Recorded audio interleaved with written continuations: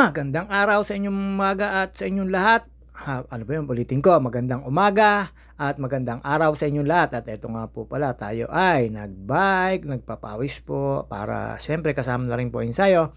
Dito nga po pala tayo po dumaan sa may Picard. Ayan, salamat kay Pisan Oye, ang kulay ko ngayon.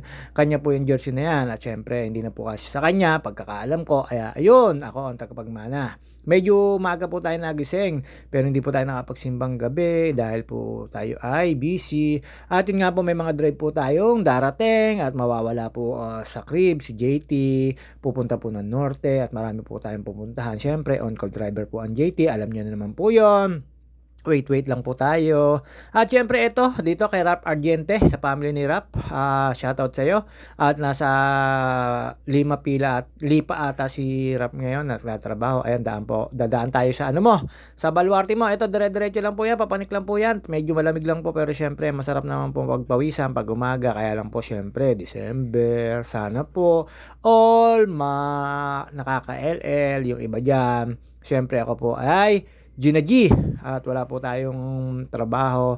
Ang laging nagano lang sa akin ay dalawa kong ate. At syempre, wag niyong kakalimutan ang KMCA Resort, KMCA Lagoon, KMCA White House, KMCA JP, KMCA RNG, KMCA Nagomi, at KMCA Docks at Luke Monet Castillo. Sa lahat po ng gusto magpa-Christmas party or sa lahat po ng gusto magbakasyon, pwede na po kayo magpa-book. Luke Monet Castillo, ate ko po yun. Yan po yung nagmamanage niya ng mga resort na yan.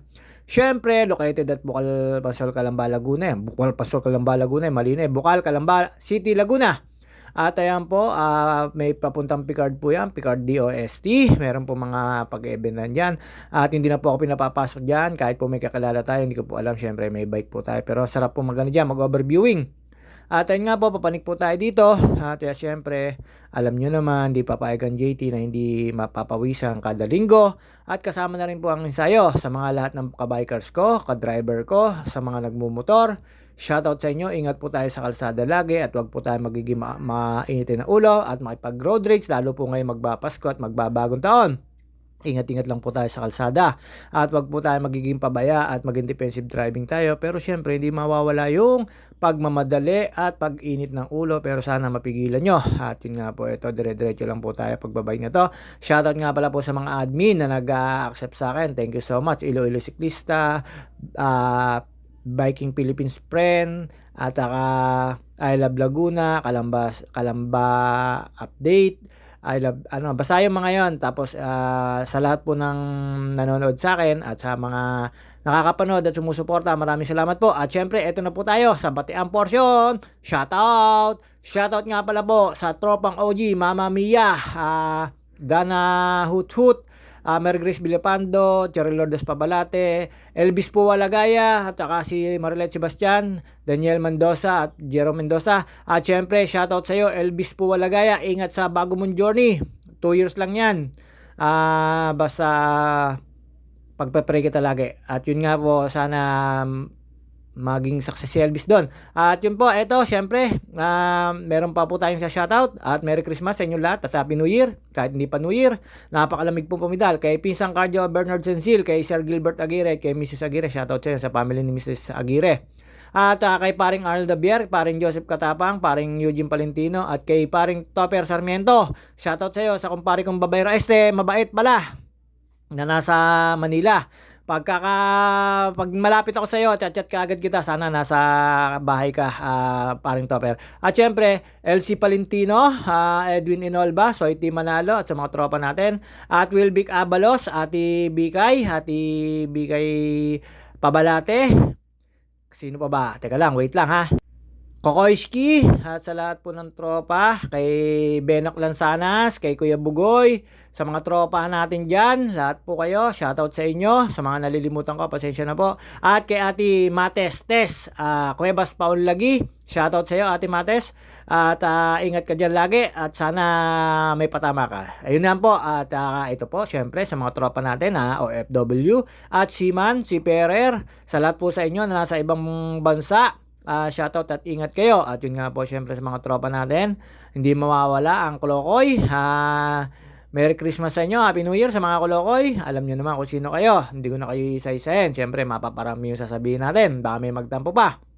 Basta alam ko, shoutout sa Kolokoy, tropahan Kolokoy. Ayun nga po, ito dire-diretso lang po tayo dito. At syempre, medyo pawisan na po tayo dyan. Nasa parte po tayo ng Picard na yan. Malapit na po tayo dun sa may paliguan. At pagdating po dun sa paliguan, syempre, alam nyo naman po, wala po akong nakikita. Napakalamig po talaga. So, syempre, alam ko, pagkakaalam ko ay medyo may kalamigan ng tubig dito kasi natural water dito galing po talaga sa bundok kaya sobrang lamig po niyan para po nagyayelo yan. Ayan, pagkalampas ko po rito, ito po yung dating tinatawag na magnetic hills, mga ka-siklista, ka-driver.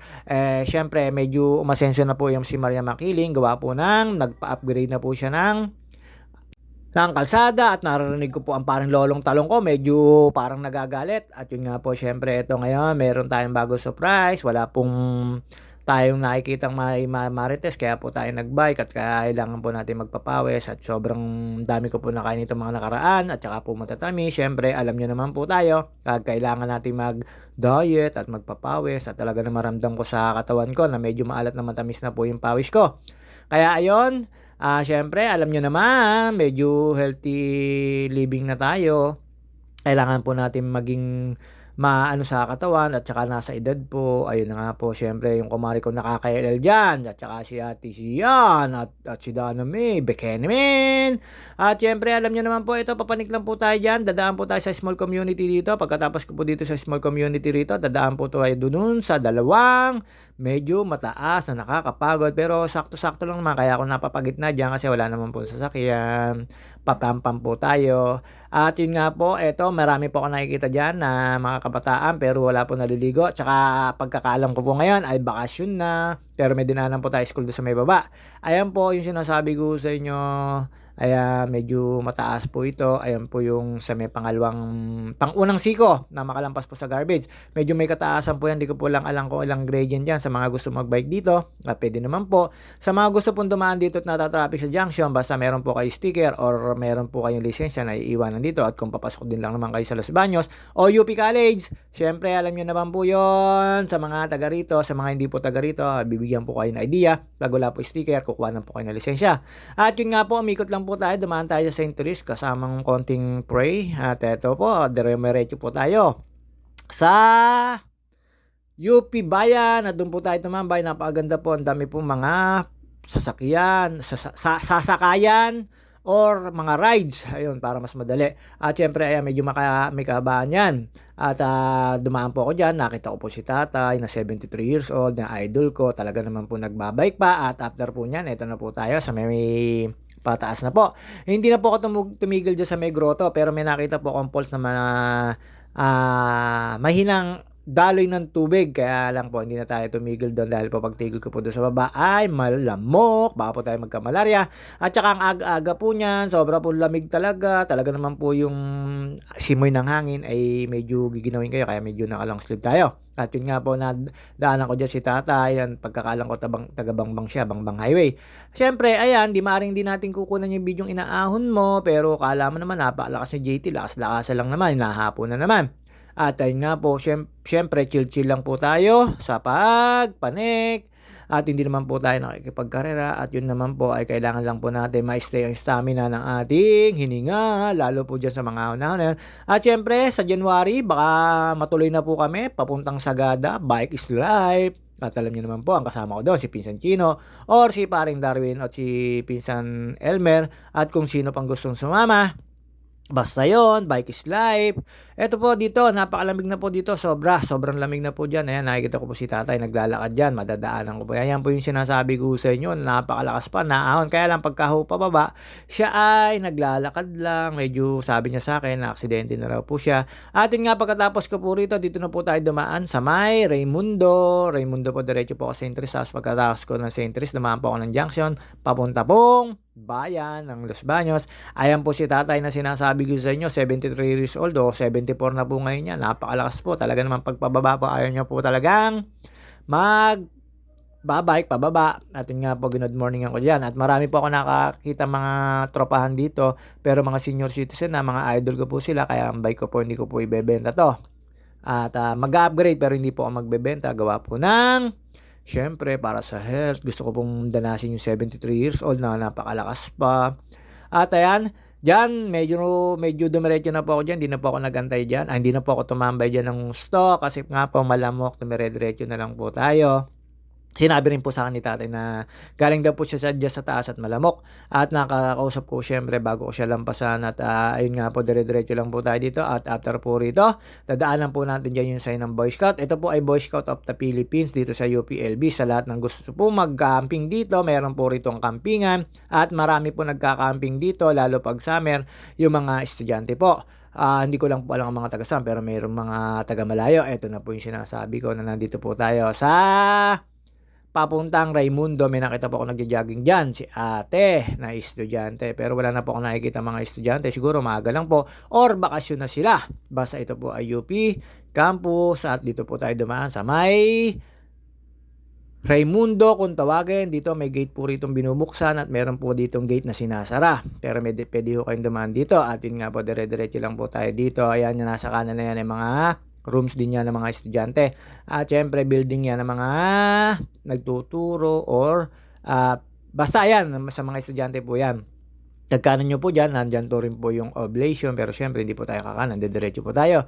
At after ko po magpunta ng St. Therese, dumiretso na po ako sa papuntang bayan at doon na po ako tumambay at dito po ako dumaan sa may Vega Center to LB Square to Junction at tumigil po ako sa may stoplight. Ayan po ang stoplight, makikita nyo po yung stoplight na yan. Syempre sunod po tayo sa traffic rules at pagkatapos po niyan, siyempre diretso na po tayo. Ayan, dinaanan ko po yung mga mall dyan. Tapos ito, junction at nakita ko po dito sa may papuntang junction bayan ay sarado po yung kalsada. Hindi ko po alam kung bakit sinasara. Baka po kasi nagta-traffic kaya baka ngayon lang holiday na to at saka napakaganda na po ng kalsada rito. Parang Tisa ba yun? O Kapis. Hindi ko po alam basta sinauna. Nakita ko lang po kanina. Hindi ko po alam kung ano bang tawag doon? Bricks ang mga nakalagay. Yan, sarado po yan sa may kanan na yan. Hindi ko po alam kung bakit nila sinara. Baka po syempre, hindi na lang pinadadaanan ng sasakyan kasi sobrang dami ng tao, mga mamimili. Syempre, December ngayon, magpapasko, alam na this. Marami po nakaka-LL. Yung nasa Miramonte, nakaka-LL yun. At ayan, nakita nyo naman po.